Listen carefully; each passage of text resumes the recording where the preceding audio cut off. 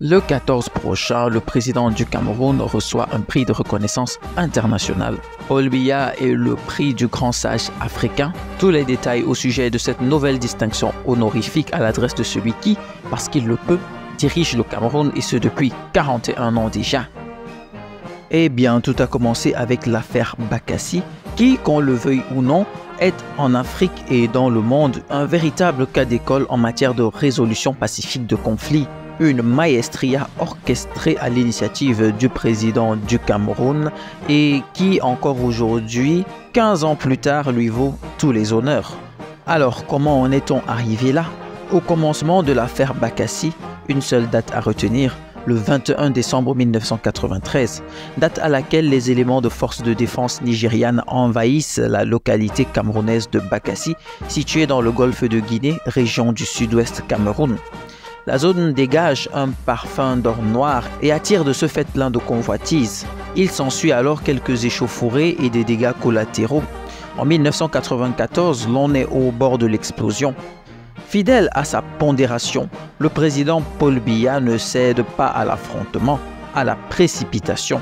Et le 28 janvier 1994, il saisit l'ONU et l'OUA, l'Organisation de l'Unité africaine, convaincu de la primauté du droit international. Il saisit ensuite la Cour internationale de justice de La Haye. Nous sommes en mars 1994. À l'origine de cette requête camerounaise, il était opportun de constater l'occupation de la frontière terrestre et l'invasion de la frontière maritime jusqu'au point G situé dans la mer à 32 km de la côte. Raison pour laquelle le Cameroun demande à la Cour internationale de justice de statuer sur la frontière maritime et la frontière terrestre du lac Tchad jusqu'à Bakassi, histoire de stabiliser définitivement la zone.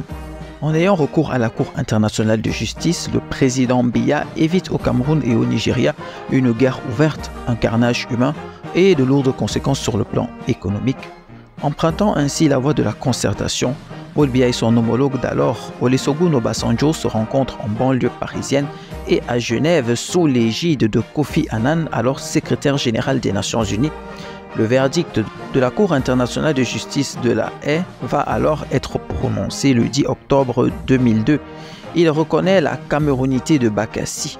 L'arrêt de la Cour internationale de justice était un fait, mais son application effective était cependant un autre. Jouant pleinement la partition diplomatique et soucieux de la paix et du bon voisinage, les deux pays signent le 12 juillet 2006 l'accord de Green Tree aux États-Unis. De concertation en concertation, le retrait effectif des troupes nigérianes commence le 14 août 2006. 2 ans plus tard, le 14 août 2008, c'est la signature du document matérialisant le transfert d'autorité du Cameroun sur la presqu'île de Bakassi, ainsi que le retrait définitif de l'administration et des forces de police nigérianes. Un long chemin donc pour que Bakassi retrouve sa camerounité. Un processus peu onéreux, ingénieux et efficace. Preuve qu'avec la volonté politique et un appui adéquat de l'ONU, les pays peuvent œuvrer ensemble à régler leurs différends de façon pacifique. C'est donc à juste titre que pour beaucoup de spécialistes des relations internationales, Bakassi, un modèle de règlement pacifique, est un chef-d'œuvre diplomatique. Paul Biya, le sage africain.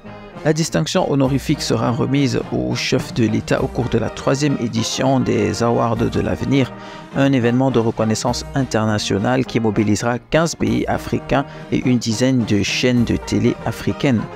À l'occasion de cet événement qui se déroulera à l'hôtel Hilton de Yaoundé, il sera présenté en exclusivité un documentaire inédit sur l'implication personnelle du président Biya dans la résolution pacifique de cette crise, la réaction du Nigeria ainsi que la leçon inaugurale du comité scientifique sur le chef de l'État Paul Biya. Un événement à ne surtout pas manquer donc. Vive le Cameroun!